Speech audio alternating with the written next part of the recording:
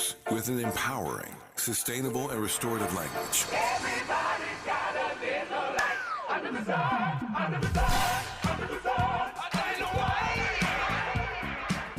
As we enter our third year, we are delighted that KBLA Talk 1580 consistently emerges as the talk station of choice for African American listeners. In a vigorous public opinion research study, the 2023 African American Media Issue Survey finds that for the second consecutive year, KBLA Talk 1580 remains the most trusted, credible, and reliable media source in Southern California for African Americans and beyond. Furthermore, 80% of those surveyed agree that outlets like KBLA Talk 1580 provide honest and authentic content about the issues most important to the Black community directly from Black journalists who understand the issues that need to be addressed. At KBLA Talk 1580, we remain committed to curating conversations that matter to you. Thank you for your continued support. We're unapologetically progressive. KBLA Talk 1580. The station that sounds like the city looks. The city looks.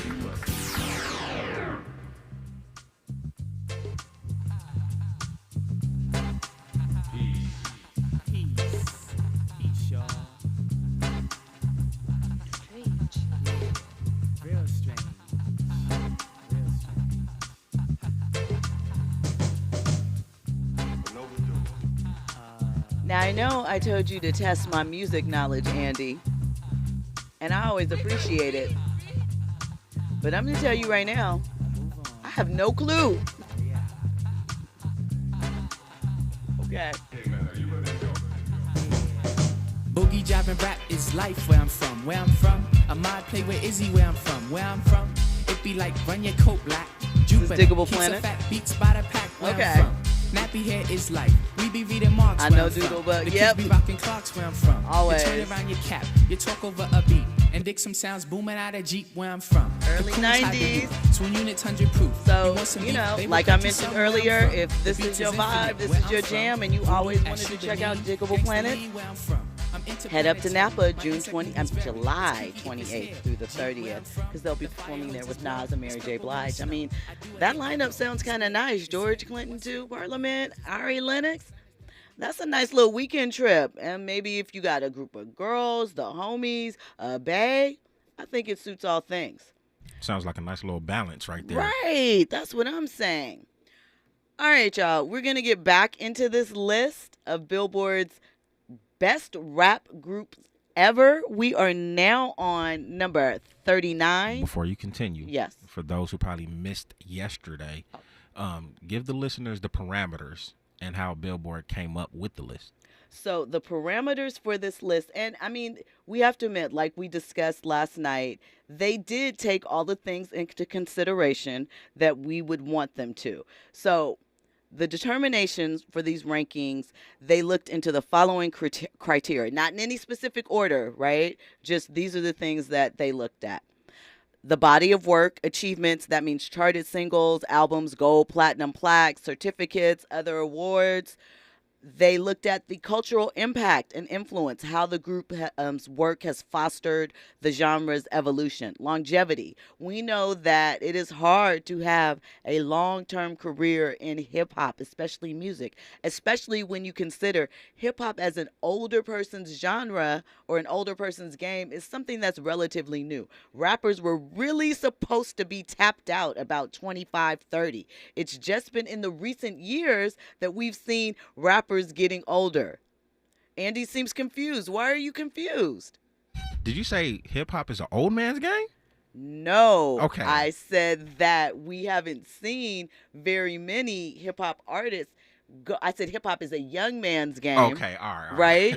That there's not a lot of longevity in it. Most artists, Boom. they're young. You rarely at the time would see an artist older than 25, 30 was like death. Remember, Got it. Jay-Z said he was going to retire at well, Jay-Z said he was going to retire a lot of times. Yeah. But most rappers, you know, there weren't any old rappers. We're just now seeing the legends of hip-hop perform at that older rate. You think about the fact that somebody like LL Cool J is still around. He dropped in 86. We were just talking about him earlier, comparing him to Drake. You think about the fact that really, if you look at Diddy and everything that he's done with Bad Boy and a lot of those artists, 90, we're in the golden era, literally, of hip hop, and a lot of these artists to still be here. It's crazy. It's amazing. I don't know. And you know what, Jill? It's so crazy, and maybe I've been living under a rock or whatnot, but, no disrespect to Busta Rhymes. He deserved that Lifetime Achievement Award 100%. But it's funny because you just brought up LL Cool J. And when you talk about somebody with some longevity, Right. and impact, And what? flip the game. And flip the game, like, where is his Lifetime Achievement Award? See, I wonder with stuff like that, I find it hard to believe. I don't think that LL has been overlooked. I think that LL is probably not interested for whatever reason. I mean, here's the thing. When's the last time you saw LL Cool J at the BET Awards? Great question. So, if I were to call artist A, let's not say LL. If I'm to call artist A and say, hey, I want to honor you for everything that you mean to the culture, for everything that you've done, for your outstanding body of work. And the artist is like, artist A is like, I don't know if you're the right one for that. I think I'm bigger. Or I think there's someone better out there that can put this together for me. Or maybe I'll wait. Or just not you. Then what do? Point taken. So, I mean, I don't know that that's what's happening. I'm just saying my assumption would be LL Cool J not being honored. Because I think back when VH1 used to have that show, I can't remember the not the hip hop honors. I can't remember the name of it, but I feel like he was honored on there. But I think that was some time ago. And certainly he's deserving of it currently. He's on tour. I believe he's having a Rock the Bells tour later this summer. He hasn't been on tour in forever. So if you have the opportunity, go check out LL on tour, because his stage show back in the day used to be amazing. Jill? And he stays in great shape, so I bet it's impeccable. Jill? Yes. I'm glad that you said that too, because back when BET was having the experience a couple years ago, I remember I went to one of the concerts. I believe it was like Ludacris, Nas, LL, and some other artists, right? Got there a little bit late. I missed that on Ludacris, but I got there in time for Nas. And no disrespect to Nas. Nas is a legend. I rock with Nas. Nas is my top 10 MCs of all time. But his stage presence was kind of lackluster. Yeah. But then LL came in right afterwards. And let me tell you something. The way he was performing, Blew it down. this dude was drenched in sweat. It looked like he just got through playing a basketball game or whatnot. But the energy, I mean, he rocked the crowd. I was just disappointed considering just how big of an artist that Nas is. Right. That his show wasn't as, impeccable. I think Nas is probably better to see in club settings. Well, when we come forward, we will continue explaining what the criteria is for this list, for it to be put together. And then we'll get into the next 37, 36, 38, all of that and more. You are checking out RSVP with Jill Munroe on KBLA Talk 1580. Trending topics and the hottest happenings. You're listening to RSVP with Jill Munroe on KBLA Talk 1580.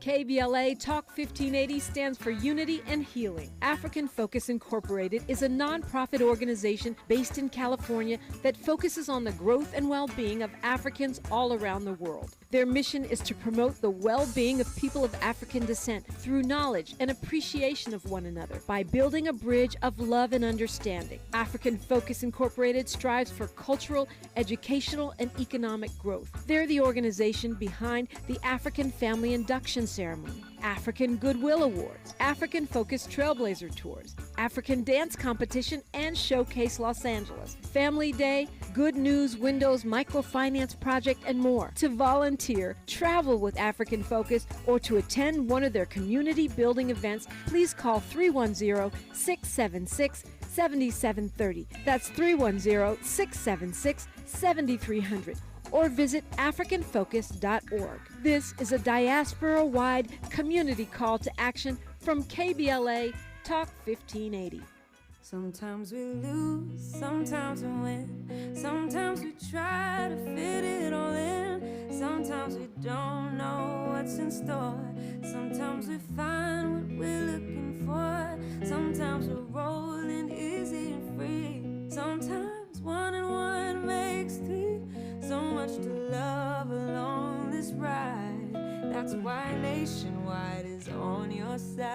Nationwide Mutual Insurance Company and affiliates, Columbus, Ohio. Mom's early Alzheimer's diagnosis was hard to take. And when I left the oven on, we decided together that it was time to see a doctor and make a plan. Early detection gave us more time to seek out information and support as a family. If you or your family are noticing changes, it could be Alzheimer's. Talk about seeing a doctor together. For more information, visit alz.org/time to talk. A message from the Alzheimer's Association and the Ad Council. We've got a lot to talk about. Hi, we're Tasha, Jill, and Euro from KBLA's Lyric Lounge. Check us out every Saturday from 4 p.m. to 5 p.m. and every Sunday from 6 p.m. to 7 p.m. Tune in as we break down some of your favorite song lyrics from all genres of music. From gospel to pop and hip-hop to rock and everything else in between, we cover it all. So come hang out in the Lyric Lounge with Tasha, Jill, and Euro every Saturday afternoon at 4 p.m. and every Sunday at 6 p.m. Let the music play. Unapologetically progressive. KBLA Talk 1580. We've got your black. Hey, keeping you informed, entertained, and always ahead of the curve. This is RSVP with Jill Munroe on KBLA Talk 1580. Hey, it's Jill Munroe. Thank you for rocking with me, VIPs. You are checking out RSVP, and we are in discussion of the top 50 greatest rap groups of all time per Billboard. Now, we were running down the list of criteria. First of all, we covered they are judging based off of body of work and achievements, cultural impact and influence, longevity, lyrics, storytelling skills, flow, their vocal prowess. And they also said that their definition of a group included duos, proper groups, and more nebulous collectives like Heavy D and the Boys. Or there's probably going to be something like a Death Row compilation or somebody like that, Cash Money Records, somewhere down in there. But I digress. On to the rest of the list. So number 39 is Slum Village. It said Slum Village breathed life into the Midwest rap scene when it bubbled up in the 2000s with soul-grabbing lyrics and funky samples, originally comprised of beat maestro Jay Dilla, who passed away tragically early a few years back, alongside rappers T3 and Baton. I believe that was his name, Baton. I'm not going to lie. Slum Village had some cuts, but that was not my music. It was a little too conscious for me. I think during the time period when they were popping, it also was a juxtaposition of the shiny suit era and all of that. And I was probably more Jay-Z and DMX than I was, Slum Village. I think I said, I call this stuff speaker music, because you're really into the lyrics and the beats are complex, and that's the kind of music you see guys standing by the speakers listening to, and then they're going to debate it later afterwards, maybe go to a cafe and talk about it. So while I like Slum Village, I appreciate them, and I know Dilla's production is A1, and I said not too many years ago. It actually was 2006 when he passed away, so time really passes because, wow, it's almost 20 years. His beats were A1, but it's a no for me, but I know a yes for everybody else, and I understand and respect that. What say you, Andy? Did you like that Selfish record? I did. That's about it. That's not about it, but I think there may be like 4 Slum Village records that I really was like, okay, that's my joint. But it wasn't really going to be I'd hop in the car and be like, hey, put on that Slum Village before we go out. Not happening. Now, see, what I would do, I respect Slum Village, but I would switch them with Black Star. Okay. Because, they pretty much create the same music, or at least the same, genre of hip-hop, But do you think it's Dilla that caused them to give them a better position because his production work is so lauded that they're going to give him that bonus? 100%. I think that's the reason why Pete Rock and CL Smooth is rated where they are, because of Pete Rock's production. But lyrically, they're not touching Black Star. True. At all. But it's not my list. And you notice they kind of have all of those type of groups kind of jumbled in together. Not really, but you have Black Star at, what did I say, 48, 49? 49, I believe. Okay, and then you had Little Brother at 41. Mm-hmm. Slum Village at 39. Mm-hmm. But now we're about to take a turn.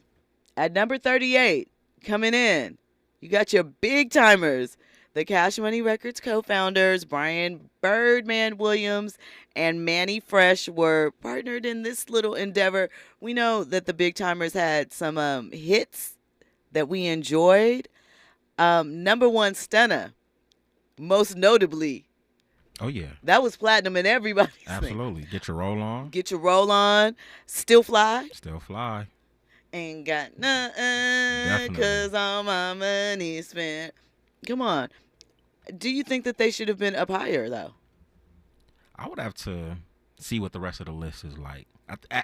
As of right now, you think that's a good place for them? They're okay for right now. Just depends on who's after them.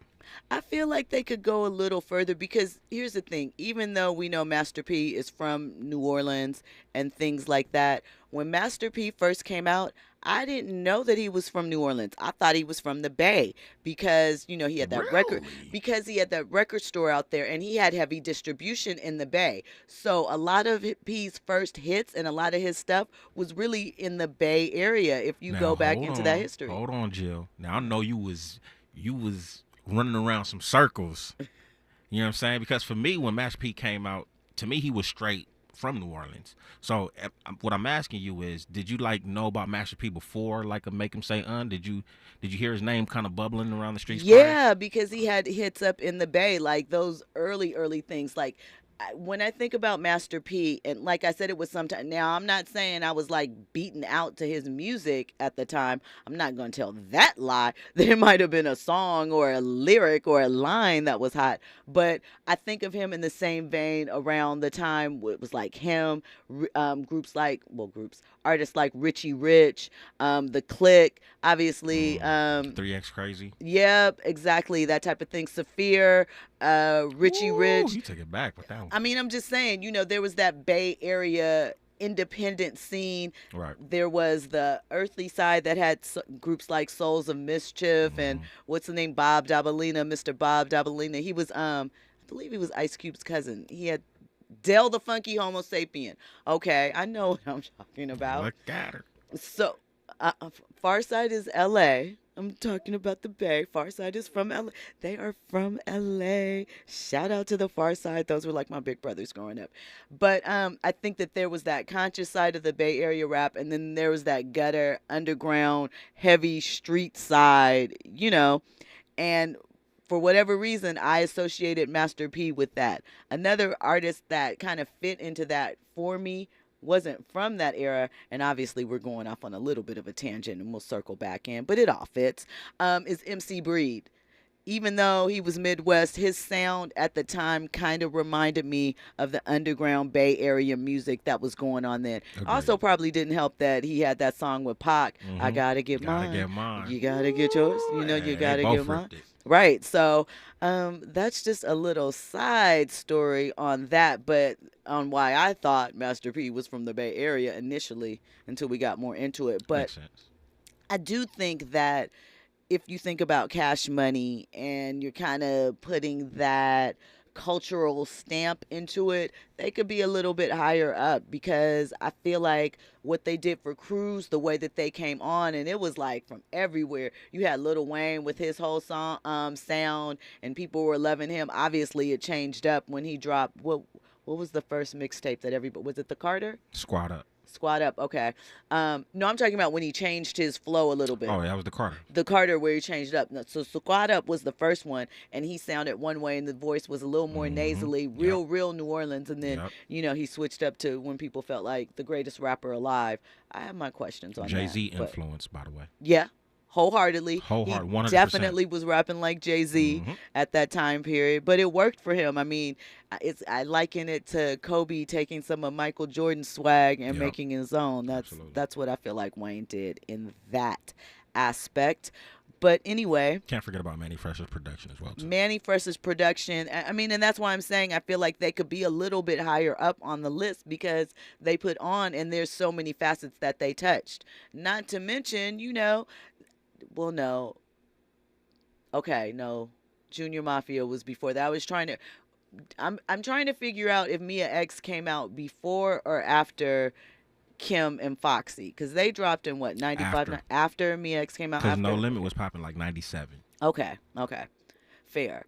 So number 37, and again, this is in this same bag, and they have one of my like favorite all-time underground songs that people don't really talk about. 8 Ball and MJG. That's that Memphis rap. That's that hidden thing. And one of my favorite songs from them is Show Enough. It features Tila. That's a Chicago artist. I think that, what was it, Swab House and Rap A Lot came together for that. That was my jam. So 8 Ball and MJG were there before Outkast, Goody Mob, 3 6 Mafia, Cash Money. They were, they put Memphis on the map as far as music and hip hop go. They had their own sound, heavy. You could feel like the candy paint dripping off of their music. Literally, they set the scene as far as, I feel like, not Southern rap, but that region as far as Memphis.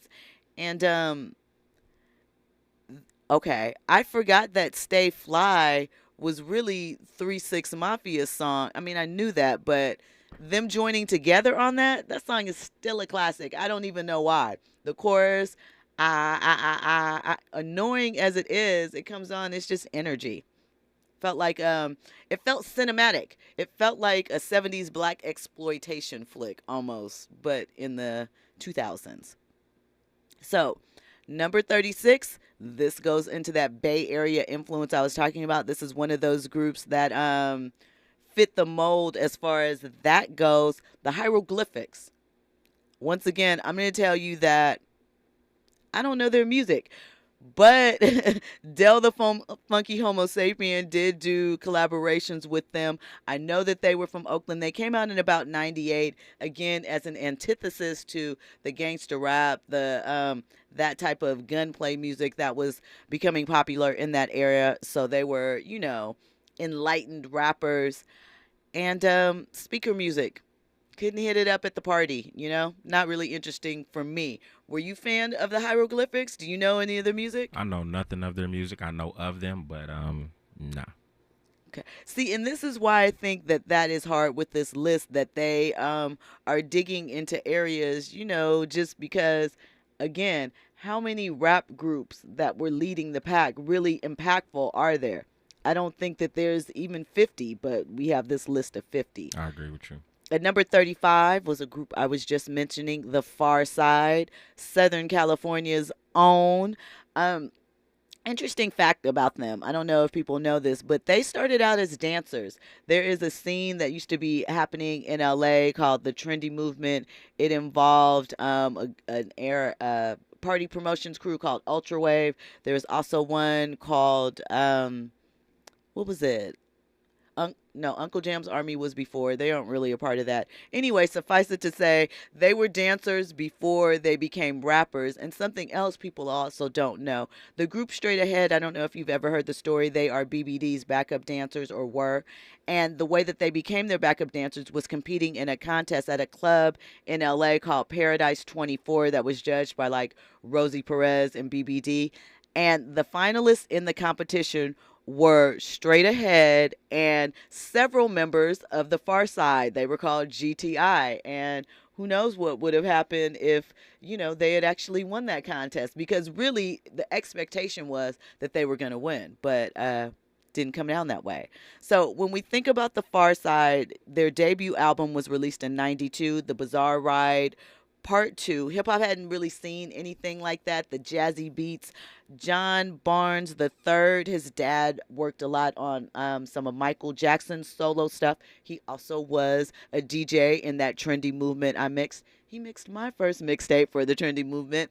Anyway, he did a lot of production on that. They were filled, like, even though they had a cartoon aspect to them, they still were very much South Central LA people. And I think in that time it was like the Far Side, it was Ahmad. What were some of the other groups that were bubbling? That was a thing at that time period, like 92, 93, with kind of, and in a way, it's an aesthetic that we're seeing now with some of these rappers where, the clothes are a little baggier. It's not really about designer. We have the dreads or the breads or kind of the naughty afros and things of that nature. as far as a look. And, you know, there was weed culture into it. I think you could probably throw a group like the Alcoholics in that too, even though they kind of rode the beat on which side. But that definitely was the early 90s vibe. Obviously, the Far Side's biggest hit was Passing Me By. It landed them on the Hot 100. And their follow-up LP, La Cabana, California, gave them 2 more Hot 100 hits. So I think that that's a pretty nice place for them. What did I say? 35. I think that works for me. In and out, 2 albums, pretty tight. Don't really have the longevity aspect of it, but the culture is there even more so than you probably knew because I just gave you a history lesson. And that's what happens when you listen to RSVP with Jill Munroe. And I definitely took some mental notes. Okay. I like that. So moving on, we are at number 34. And again, this seems like that they're grouping these acts together by sound or by era, because number 34 fits the bill, so to speak. They came out around the same time as the Far Side and Hieroglyphics. It's Brand Nubian. You know, they had that hit, Slow Down. Another conscious group. They were from New York, very eclectic crew. They were kind of on the outskirts of the movement, what is it called? Native tongue movement. So that was like the Jungle Brothers, De La Soul, Moni Love, Queen Latifah, Tribe Called Quest. They were all a part of that. So I feel like Brand Nubian was on the edge of that. They weren't quite as 70s influenced hippie, but they had a little bit of it. Their 1992 song, Punks Jump Up to Get Beat Down, which was a hit, unfortunately, it's probably not something they could perform in this era. Punks Jump Up to Get Beat Down was kind of, what would we call an anti-homosexual anthem, you know? It was big at the time, but obviously we're in a different era, so I don't know how much you can really keep them in that group thing because of it. Because what other hit? I mean, they have other hits, but what other hits do you know from them? I'm waiting. None. Yep. All right. Well, when we come forward, we'll get more into the list of the top 50 hip hop groups of all time. You are listening to RSVP with Jill Munroe on KBLA Talk 1580. Asked by 85 where I'm from. Faking the funk, you get dead. Projects, tenements, pyramids. Where I'm from, we're living off that boom boom crack. It's that hip hop rockers jazz when I max. Peace be the greeting of the insect tribe. Pestilent forces can't catch the vibe. We live to love and we love to rock mics. We speak in ghetto tongue, cause ghetto's the life. Food for thought, so get a buffet plate. The lyrics are so fat, you might gain weight. So just watch me step alone into the sunset. Left foot, right foot, 1, 2, mic check. Brewing funk inside my soul kitchen. So pull up a chair, here's a bit, have a listen. A hard head intervene. Damn, I know you fluent. Yeah, cause Doodle ain't having it, and Butterfly knew it. Where you from?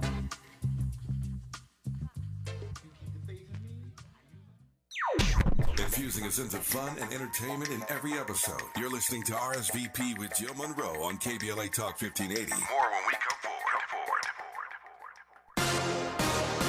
I'm Doug Davis, and here's the latest from the Black Information Network. President Biden is opposed to expanding the Supreme Court. Take a look at overruling Roe v. Wade. Take a look at what the decision today. In an interview on MSNBC, the president argued that the court has done more to unravel basic rights and precedents than any court in recent history, citing the court's decision to strike down affirmative action programs in college admissions.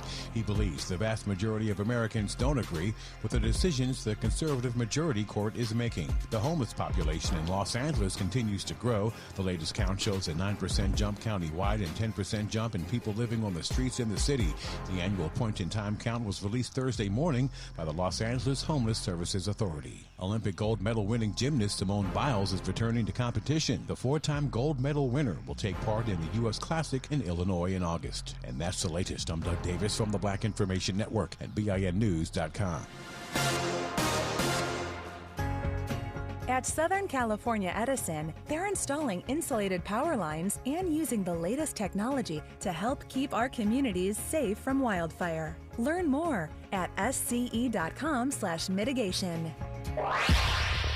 Follow the leader. KBLA Talk 1580. Follow the leader.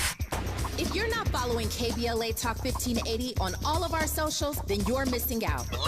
Download our app and find us on Facebook, Twitter, Instagram, YouTube, and on the web at KBLA 1580. That's right. Again, you can find all of our socials at KBLA 1580. We've got a lot to talk about. By the way, if you miss any of our weekday shows in real time, you can always catch up by checking out the podcasts of your favorite shows at your leisure. At KBLA Talk 1580, we've got your black. Got your black. Follow the leader when the leader. Oh my God. Follow the leader. Follow the leader. Follow the leader. Follow the leader. Follow the leader.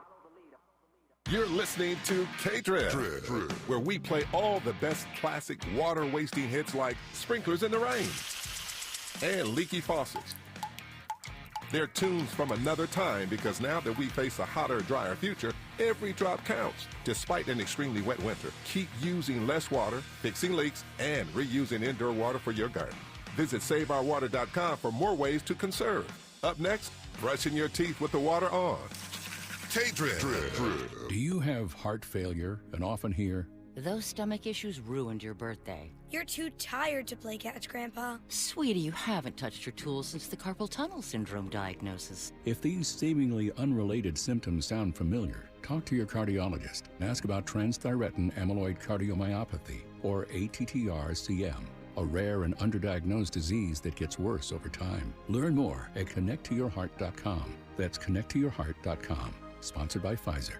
This is Joe Cordell of Cordell & Cordell. Men, you fought hard for the role that you play in your children's lives. This Father's Day, Cordell & Cordell celebrates you the entire month of June. Join us every Friday for our live webinar series, Father's Fridays. There you'll receive much useful information from our panel of speakers. To register, go to CordellCordell.com/Father's Day. 1455 Frazee Road, Suite 1050, San Diego, California, 92108. CordellCordell.com.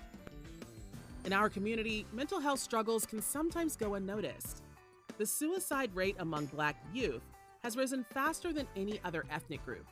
Only 1 in 3 African Americans who need mental health care receives it.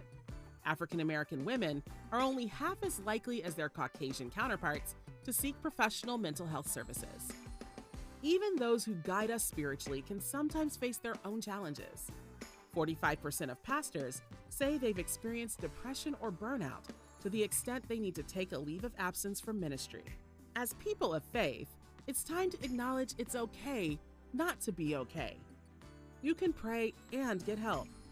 Visit normalizehelp.org for more information and resources. Join us in raising mental health awareness in our community. Funded by the Los Angeles County Department of Mental Health and the Champion Counseling Center of Faithful Central Bible Church. We've got a lot to talk about.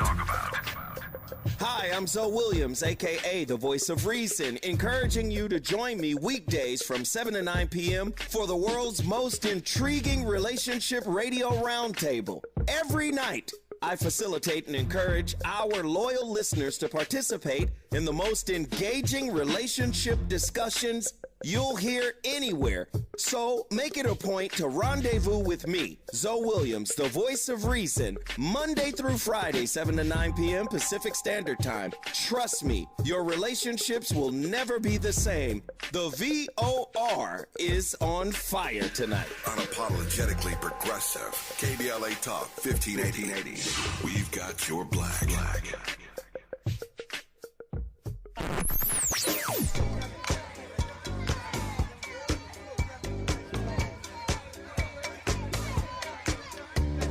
This is KBLA Talk 1580. Talk radio. That's music to your ears. We're unapologetically progressive. KBLA Talk 1580. Curating the most compelling stories and delivering them straight to your ears. You're listening to RSVP with Jill Munroe on KBLA Talk 1580. Now Peter, Piper, pick peppers, but run rock, rhyme, Humpty, Dumpty, fell down, that's his art, time, Jackman, nimble, what? nimble, and he was quick, but damn, massive, faster, Jack's on Jay's dick. Now little Bo Peep Cole lost her sheep, and Rip Van Winkle fell a hell of sleep, and out of children summer in I would suspect that Run DMC has got to be in the top 5 of hip hop acts. I mean, You got to think they set the tone. They were the first superstar hip-hop act. They were definitely the first crossover hip-hop act. What they did with Aerosmith and Walk This Way, you know, they brought in a whole new audience. My Adidas, what they did for the culture, what they did for Adidas sales, what they did for fashion, you know, but we'll see. We're not there yet. We're on number 33. So number 33, again, still kind of in the same vibe. We're still in the South with this. And I think this is a good spot for this group. I like this. I enjoy this group. It is a quartet of ATLians. Say that 3 times fast. They are connected by a production group. Does anyone, well, do you, Andy, or anybody in the chat, or anybody that wants to call up 800-920-1580, have any idea of who that group would be at number 33? I think I'm hungry. You think you're hungry? I think I want some soul food. Oh, okay. Am I there? You are in the building. Bada Absolutely. Yep. Goody Mob is number 33. Their first album, 1995, Soul Food, 1998, Still Standing, and 1999's World Party. Had big Southern hips on there. Cell Therapy. I think that was on, I'm not sure which one it was on. I think it was on 98. You're going to have to check me on that one. Fact check me on that. I'm not sure. But you think about the group CeeLo Green and his unique vocal style, the production. I mean, Goody Mob had some bangers. In a way, I mean, obviously, way less crew. And I hope that you guys are feeling me on this and rocking with me with this when I say this and not about to go, boo, tomato, tomato, boo. Goody Mob reminds me of an Atlanta version of Wu-Tang in a way. I don't know why. They just, again, I don't think the music sounds similar. Obviously, there's not as many people in the group, but there's just something about the crews that just connected for me in my mind. But maybe it's just me. I might be alone with that. That's okay. Zakia, she got it right in the chat. She said, what up with Goody Mob? We like that. Let's move on to number 32. 32. I think this group should be higher, but we'll take it where they are. They are definitely leaders. They're definitely trendsetters. They definitely created a style that in theory is still patterned to this day. And I think that if you enjoy twerking, if you like booty popping and booty shaking, you got to give it up for the 2 Live crew. I want to rock. I want to rock. Legend. Should be higher. Here's the interesting thing. Did you know that one part of, maybe 2 members of the original 2 Live crew were actually from like San Bernardino or the Inland Empire out that way? I don't know. I don't remember the story anymore, how they hooked up with Luke, but here it is right now. We all know the controversy. We all know what Miami bass meant to a party in the late 80s. To this day, there's probably not a party that rocks harder than whatever Luke was doing down there in Miami in the South in the late 80s, in the late early 90s. Come on, throw that D. We want some beep classics. Cap D coming? Listen, and this was at an era, Luke and what was the rock group? Was it Twisted Sister? Was it? I have to go back and think. Tipper Gore, Al Gore's wife, started the whole movement of parental labels on albums based off of one, this rock group that I'm blanking on at the moment, and the other was the 2 Live crew. And come on, Me So Horny started a whole movement. That one little line from, what was the movie that they came from? It was the Vietnamese War movie. Oh my gosh, I'm blanking on it. Who would think to sample that? But started a whole movement. And let us not forget Luke took on the U.S. government and took those slings and arrows for freedom of speech for everyone. And we don't even want to think about how much money they lost. I really think that, I'm not mad at 32 for them, but I think they could be higher, because if you really, really think about, I mean, obviously lyrical content, but the party music, what they set the stage for, what they represented as far as freedom of speech, government, and how everyone came up against them to try and shut them down. Realistically, this is a group that probably would have just faded away had all of that not happened, or just been really gone back to just being local and regional. But all of that happened, and it started a tsunami, and Luke rode it out. Jill, I think you just made the case that they should be top 10. Okay. Because you talk about cultural impact, the whole parental advisory. I mean, that's on all hip-hop albums. That's big. I mean, listen, I think, and it was Twisted Sisters. Shout out to Zakiah Wright in the chat. T. Sworn says, I think Goody Mob should be higher, honestly. And he also says, Two Live Crew was top 25 just because of the mass appeal they created for Miami-based music. I feel like they should be higher. I just think that no matter what you think of them lyrically, nobody was saying that they were, mythological, spitting dope rhymes, but the pen game wasn't serious, but it was nice, and they got the party started, and they, brought the fun in hip-hop. They set it up. So that's one of the ones that we'll probably come back to depending upon how this list continues to shake down.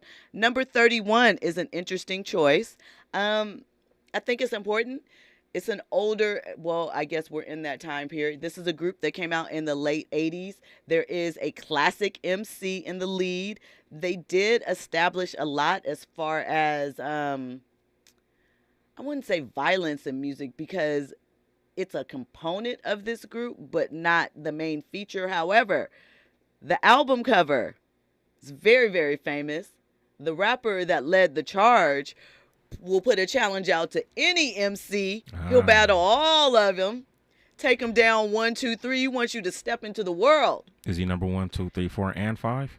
That's what he says. So BDP, Boogie Down Productions, KRS-One, Scott LaRock, Miss Melody, the introduction of D-Nice. They're at number 31. So they're considered trailblazers. Obviously, KRS-One and Scott LaRock. A collaboration that set things off. The cover of that first album saw KRS-One doing a reenactment of the picture of Malcolm X with the gun in the window. It was very controversial, again, at the time, because people wanted to know, why are you bearing arms? Who are you coming up against? We know that KRS obviously had a form of conscious rap, not like the ones that we're generally talking about, where it's Sun, Moon, Earth, Manifest, and Weed Smoke. This one was more about empowerment, kind of along the lines of what we saw from Public Enemy at that time. It was a distinct pattern of New York rap at the time. And also, the group was one of the first ones to deal with violence as it comes to hip-hop music. They lost Scott LaRock. He was murdered maybe 6 months after their album came out, so it actually inspired KRS-One to take more of a social approach in condemning violence in the streets and standing up for that. We all know that self-destruction, the hip-hop posse rap against gang violence, was birthed because of the events that took place and other events that were taking place around hip-hop at the time. By Any Means Necessary in 1989, Ghetto Music in 1990. I think that is a nice place for them. When we come forward, we will continue with the list. We will get some of your comments. You can hit us up, 800-920-1580. You are listening to RSVP with Jill Munroe on KBLA Talk 1580. RSVP with Jill Munroe is your go-to show for staying in the know. More engaging conversation when we come forward on KBLA Talk 1580. Did you know that all City of LA renters have rights? Check out these 3 facts. Residential tenants can't be evicted without reason or just cause. Eviction protection still exists for unpaid COVID-19 rental debt due before March 31st, 2023. And you have 5 days to respond to an eviction notice. 5 days. Many Angelinos may be at risk of losing their home, and that's why we want you to know your rights. Learn more at housing.lacity.org. Be informed, be protected, be at home. This is Tyrone celebrating the 75th anniversary of Black Radio, and June is Black Music Month. Brought to you by Procter & Gamble. Don't you know that I heard it through the grapevine? God must know the way to be mine. Don't you know that I heard it through the grapevine? From their first big hit in 1967, I Heard It Through the Grapevine, I always did love me some Gladys Knight and the Pips. They were a superior singing group. He's leaving on that midnight train to Georgia. To the Grammy-winning single, Love Overboard. Love overboard. My love's in need of help. Love overboard. Love overboard. I sure can't help myself. Love overboard. Let's widen all views to the resilience, joy, beauty, and vastness of the Black experience. Learn more at pg.com/widen the screen. I'm getting vaccinated with Prevnar 20. So am I, because I'm at risk for pneumococcal pneumonia.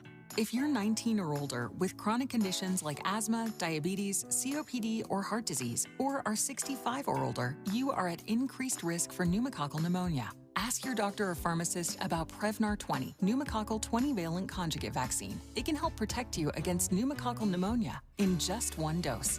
Even if you've already been vaccinated with other pneumonia vaccines, Prevnar 20 may help provide added protection. Prevnar 20 is approved for adults to help prevent infections from 20 strains of the bacteria that cause pneumococcal pneumonia. Continued approval may depend on a supportive study. Don't get Prevnar 20 if you've had a severe allergic reaction to the vaccine or its ingredients. Adults with weakened immune systems may have a lower response to the vaccine. Side effects include pain and swelling at the injection site, fatigue, headache, muscle, and joint pain. For full prescribing information, please call 1-855-213-2138 or visit Prevnar20.com. To my hometown, my community. Some of you have known me my whole life. Do you notice anything different about the kids in the neighborhood? Ever paid attention? You might start with gifts, money, attention. These are signs. Child trafficking is happening right here in this town. So don't just watch through the window. Pay attention. Because the more we know, the more we'll all know to say no. Learn the signs to look for and how to help at no-to-say-no.com. Now back to more captivating conversation on RSVP with Jill Munroe. You are checking out RSVP with Jill Munroe on KBLA Talk 1580. We are discussing the top 50 hip-hop acts of all time as per Billboard. In the chat, T. Sworn says that KRS-One is needs to be higher on the chart as a solo artist, so he will take him at this spot for BDP. He said, to this day, he's still one of the dopest MCs. So shout out to that. Shout out to him. The Bridge is Over. That was a nice song. The beef that KRS-One BDP had with what is the guy that did the the symphony, Marley Marl's crew and Roxanne Shante and all of that. That was like one of the first hip hop battles I recognized after Roxanne. So they also started something for the culture with hip hop beefs, you know? So number 30 is an interesting one. I don't know if this is a good spot for them or not. They definitely deserve to be on the list. I just am unclear where I would put them. Number 30 involves a group that dropped in the summer of 2002. You know, I'm a little fast right now. We don't think that far back, but 2002, this group dropped. They had a production partner that set them up for success. The beat for their first single is something that's beat out on school cafeteria tabletops and in the halls everywhere. Andy, what do you think that song is? Grinding. That is right. The answer is The Clips. We just talked about Pusha T last week because he dropped a new single during Pharrell's Louis Vuitton menswear fashion show where he debuted his first line as creative director for Louis Vuitton. It also included a diss for Jim Jones, which Jim Jones retaliated, but we don't got to talk about that. So Grinding is still Still to this day, another one of those songs that will forever be a classic. The beat, the cadence, the way that they were spitting, the stripped down vocals, the video is just raw. It's a classic. It is absolutely a classic. You know, Spotify, they released their top 50 hip hop beats of all time. And Grinding, I believe, was number 3. I mean, really, it has to be. It's one of those beats that everybody loved it. Even if you didn't like the song, even if you didn't want to hear Cocaine rap, you still liked that beat. It was infectious. And I mean, we all know Pharrell is a hit maker, but that was during a time too where he was sort of in transition. People were mostly focusing on the work that he had done with Khalees and some of the other acts. This was really as he was starting to break out as a super producer where you knew his face. A couple years after NERD was released, so I think it was a good time. Now, number 29 is a vibe. It's a group. I feel like this group is kind of underrated. It depends on kind of where you were with hip hop. It's, again, I feel like a group that was in that early 90s thing, mid 90s, where they were really, really hot, kind of underground. If you know, you know. People really enjoy them and their sound. It's Gang Starr. Rest in peace, Guru, right? Guru passed away. Rest in peace, Guru. And I say this as if when I worked at Virgin, they weren't one of the acts that I worked with. But Gang Starr had a special sound. Obviously, Premier's production, which mixed jazz and fusion. I mean, it was sonically different the minute you heard the music come on. The thing that I didn't realize is that Premier was from Boston, Boston, Houston, Brooklyn, that connection. So I think it's Premier that was from Boston. We know Guru was from Brooklyn. I don't know. They were an interesting combination. They kind of were on the front edge of the jazz, hip hop music.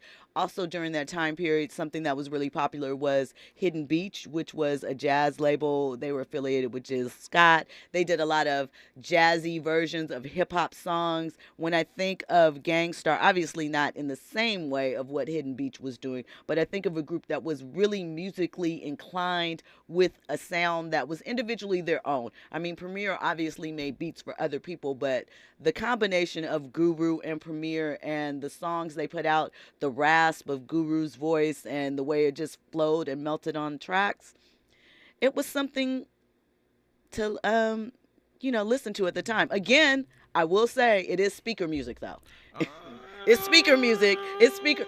What Gang Starr song are you partying to hardcore? I mean, just to get a rep? Okay, I see what you mean. I like Do What You Can, Kid. Okay. That was with Nice and Smooth, or Cool and Smooth, did I say it right? Nice and Smooth. Ba, ba, ba, ba, ba. That's not the song. No, it was that's just what I'm thinking. And you know, one thing about Gang Starr though, that's just to get a rep. Yep. Just to get a rep. Yep. Okay. But nah, Gang Starr, what I do know about them is, even though they are speaker music, a lot of your favorite MCs look up to them. They look up to them. Absolutely. Absolutely. I feel you with that. Okay, so number 28, we are sticking in the South for a bit. We're going to try and at least get through another 4 or 5 to get you guys down to 25. And maybe we'll come back to this when we come forward next week. We'll have to see. But at number 28 is the Ghetto Boys. Now, come on now. Mr. Scarface, Bushwick Bill, and Willie D. I'm going to tell you what. When I first heard all I have in this world, all I have in this world, it was a takeover. It was a movement. Bushwick's little voice, and then when you found out that he was fun-sized, that made it all the more interesting.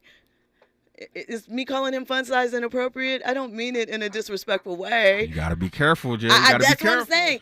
But I think fun-sized is okay. I didn't say vertically challenged. I didn't get into the definition between a small person and whatever. I got your back, Jill. fun size because his raps were enjoyable. And obviously, Mr. Scarface was a storyteller. The way that Brad unfolded the story, my mind's playing tricks on me. The way that touched on paranoia and psychological things, definitely something we hadn't heard in hip hop. Took a while before we would address those topics again, but the visuals that you just got from that song, obviously, they deserve a spot. I think 28. That's about right. I think that's about right. Give me some hits.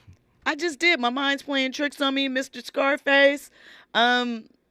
The rest of the hits I probably name might be Scarface independently. However, though, as a group, what did I just say? The fact that they were talking about mental health and aspect things in like 1990. They paved the way. They were some pioneers. They did. In 1990. Paranoia, tripping, thinking, not trusting, checking my telephone for traps. Not trusting his girl. That's some deep stuff. That's like a pretty intense conversation, especially for black men in the South, especially when you think about where we were as a society as it relates to counseling and therapy and those type of issues. So I think that that's okay. Again, my mind's playing tricks on me and Mr. Scarface. There's some other ones that you could name, probably not appropriate for our airwaves, but they set the stage for Scarface, right? And to be fair, I think Willie D and Bushwick did release solo albums that might have had a regional hit or two, right? Maybe. Number 27 is DJ Jazzy Jeff and the Fresh Prince. We all know who they are. We talked about Mr. Will Smith earlier in the night a little bit. We know what they did for clean guy rap, so to speak. People thought that they were soft. They are the first winners of the Hip Hop Grammy. The only ones that did not boycott the ceremony, right? Because someone told Will that he should show up and represent. I think that's how the story goes. I might be lying. You can fact check me on that. Not lying, just misinformed at the moment. But we can cover that later. Number 26 is EPMD. Now, EPMD, I credit them with something else that people aren't familiar with. I feel like they set the stage for dissing black women in music and calling them gold diggers. They obviously had the single Gold Digger, but they were one of the first acts to come at Robin Givens in defense of Mike Tyson, and they made it cool. Up until that point, you didn't really see like black women, actresses, people that were beloved in the community to a degree, getting taken down like that. And you also didn't see those type of tropes being pointed at black women. Usually that was reserved for other women for whatever reason, but they kind of introduced it and then went on to make another song about it and started the whole shovel thing. And there you go. Look at where we are today. That is a direct link to what? City Girls. But that's a story for another day. We'll make that conversation happen. Really quick, number 25 is the Hot Boys. Again, another one of those questionable things because you already had the big timers. And I understand that they're different, but different doesn't mean unrelated. At any rate, thank you for checking out RSVP with Jill Munroe tonight. Don't forget to check me out at 6 a.m. It's sitting in for Dominique DePrima. The next sound that you hear when we come forward after this will be the best of KBLA. Thank you for rocking with us tonight. You are listening to RSVP with Jill Munroe. Have a great night. If you want it, then I've got it. If you need it, baby, I'll feed it. If you love come and rub it, 'cause it's something I should let you know. Look at a brother like me, the gangsta D. I got a nice little treat that'll fit you to the T. So come with me and I'll let you see. Soon as you come to my pad, I'm gonna work. Don't forget about K. Just want me a fresh yo. If you want a trip, let me know. Ain't got no time for no hoochie games. Just jump off the pants. Don't feel no KBLA 1580 Santa Monica. We thank you for sharing a part of your Thursday morning with us here on the block.